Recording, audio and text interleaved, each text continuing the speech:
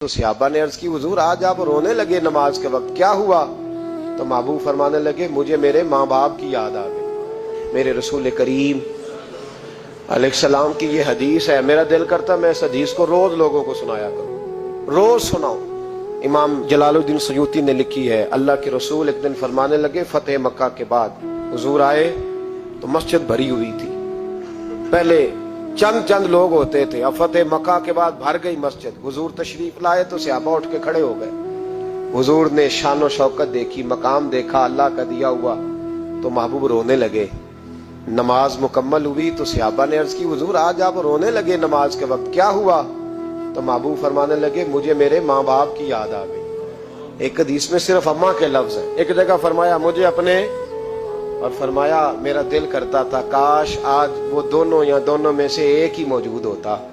فرمایا میری اماں موجود ہوتی، میں تمہیں نماز